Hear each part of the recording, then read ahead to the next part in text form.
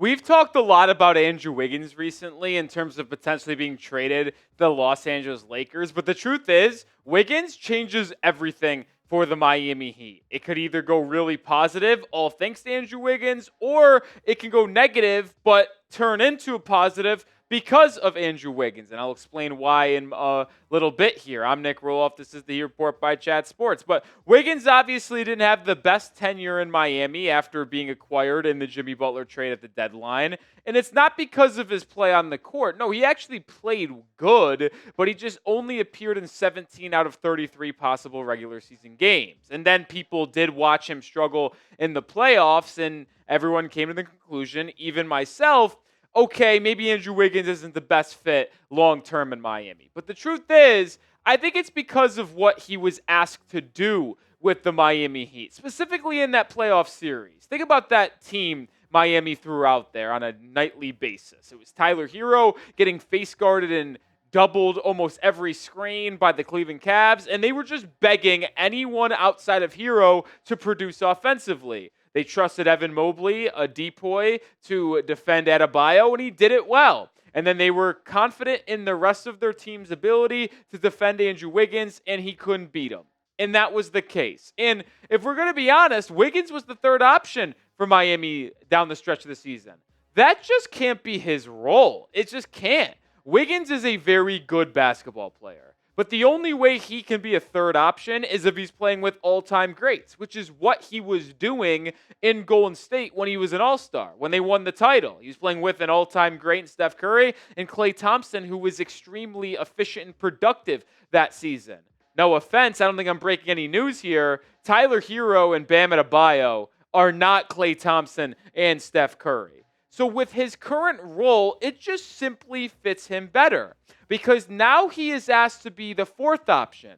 You have Herro, Powell, and Bam as your three leading offensive guys, which means Wiggins could then take a little bit of a step back offensively, be more of a connecting piece offensively, and exert more energy on the defensive end of the floor, but also face lesser defenders, because when you think of how teams will defend Miami, they will focus on Herro first.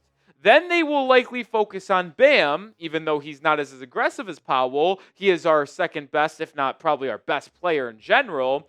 So they'll focus on them too. And then Powell's offensive punch. So then Wiggins will get to go up against the fourth defensive player, which means he could take advantage of mismatches more. Like, let's be real here. I have often labeled Jovic and Ware as X factors for this Heat basketball team. But I think we have not talked enough about Andrew Wiggins. He should be in the same breath as Jovic and Ware. Yes, those two young guys can elevate the ceiling of the Miami Heat.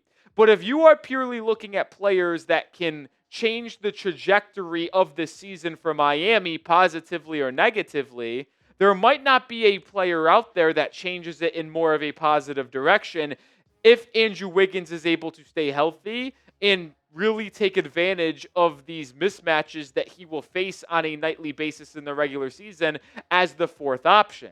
Like, Wiggins can really elevate this Heat team. And if he is able to, you can really project Miami to have one of the best five-man groupings in the entire NBA. I'm not talking Eastern Conference. I'm talking the NBA. Does it mean I think the Heat can win a title? No, I don't think they have enough depth.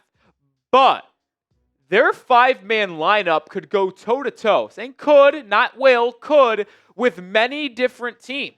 Like, you have a grouping here that you see on screen that are all 18-point-per-game scorers or better, with Herro becoming more efficient, Powell coming off of a career year, Wiggins played efficiently for most of the last season, and Bam had a down year offensively.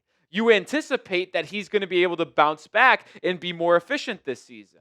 So you have these four guys. That's going to be hard for other teams to consistently defend because we can just be so well balanced, and any of those four guys can beat you on a given night going for 30 plus points while shooting very efficiently from the field. As long as two of those four give you good offensive performances on efficient shooting on a nightly basis, you are going to be tough to beat. That's a very, very solid top four. And I mentioned they could have the top 5 lineup in basketball. Well, guess what? We got to decide who that 5th player is. And I'll give you my kind of thoughts here in a second. But the likely 5th player to those core 4 is either Jovic or Kel'el Ware. Pin comment, pick a 5th player for that Heat lineup. NJ for Jovic, KW for Ware. We saw in the graphic earlier in the show that I had Kel'el Ware in the starting lineup. I am starting to change my opinion, and I've really been starting to trend this way for the past month and a half. I'm starting to lean Nico, man. I really am. I think when you look at these two players, they each have so much different skill sets and different elite things they bring to the table. Jovic brings elite IQ, positional versatility, spacing, and the ability to handle the rock. Kel'el Ware obviously brings a too-big lineup, rim protection, more rebounding as well as a lob threat for the guards, Herro and Powell. But I think I lean Jovic because of that spacing that he would provide and the roster balance as well. Yes, I would like to see Ware start. I think he's a long-term starter. But as long as you have Wiggins and Powell on this team and starting, you need, I think, another spacer and creator, and that's Nikola Jovic. Because Bam Adebayo has not shown the consistent ability to be a threat from beyond the arc. Kel'el Ware has shown flashes, but he is not consistent from beyond the arc. And let's be real here. The Heat are at their best, and the players that the Heat have are at their best when they're able to get downhill and put pressure on the rim. It's harder to do that if you have two players in Ware and Bam clogging the paint. And if you push one of them to the outside, well, then you're taking away one of their best abilities as a lob threat in mid-range. So it just becomes a little bit clunky. And this is not me saying that Bam and Ware can't play together, but I think it just creates a more well-balanced lineup if you only have one of them on the floor with Wiggins and Jovic and then your backcourt. But it helps your rotation with a big man coming in off the bench because you do not have a center off the bench right now if you start Bam and Ware. Your backup big would then be Jovic at that time, but he is not a backup center. So starting Jovic at the 4, in between Wiggins and Bam with Powell and Herro in the backcourt creates a way better lineup offensively. It's more versatile defensively as well, and it creates more balance on your bench. It makes a lot of sense to make Nikola Jovic that starting 4. More coming up here in a second, but we're almost time. It's almost here, the season. Come along for the ride where we're going to have weekly watch parties, daily videos. Subscribe today and join the channel here. We're a family at the Heat Report. I alluded to there being another way outside of basketball related that Wiggins could change everything for the Heat.